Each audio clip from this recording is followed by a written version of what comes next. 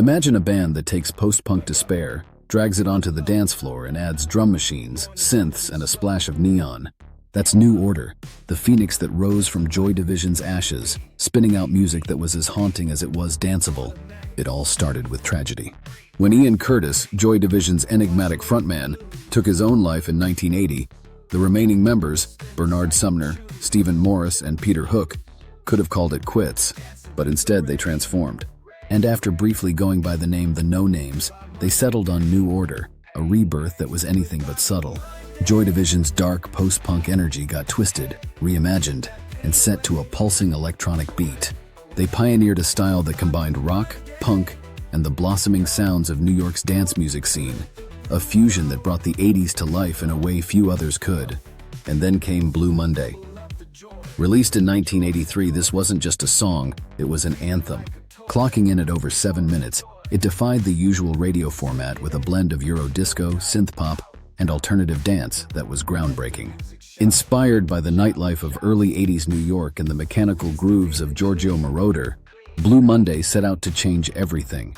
Its packaging was another stroke of genius, a wordless cover that resembled a floppy disk, coated with dots and colors that contained the song's information. This single didn't just reach listeners, it hit hard, selling over 3 million copies and claiming its place as the best-selling 12-inch vinyl single of all time.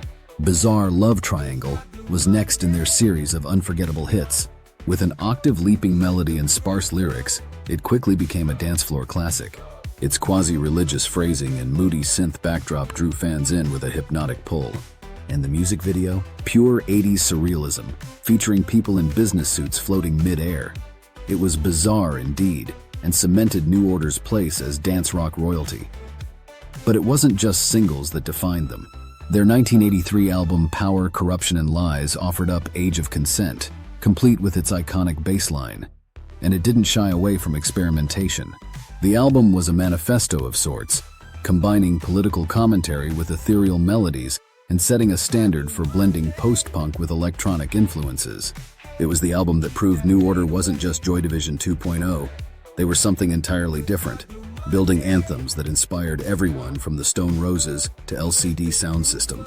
And New Order's influence extended beyond music. By fusing post-punk's darkness with electronic dance, they opened the doors for genres like house, techno, and rave music. Collaborations with everyone from Iggy Pop to new wave artist Keith Allen only widened their range, while their place in the rising club scene brought them legions of fans. Their music was as much at home in gritty nightclubs as it was on the radio.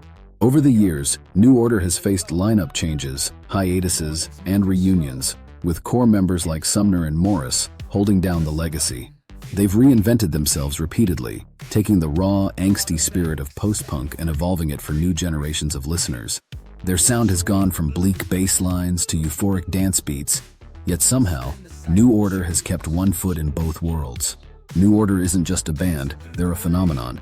Rising from the remains of Joy Division, they turned heartbreak into a movement and created a sound that brought people together in a celebration of both darkness and light. From Blue Monday to Bizarre Love Triangle and beyond, New Order made sure that if the world was ending, we'd be dancing all the way down.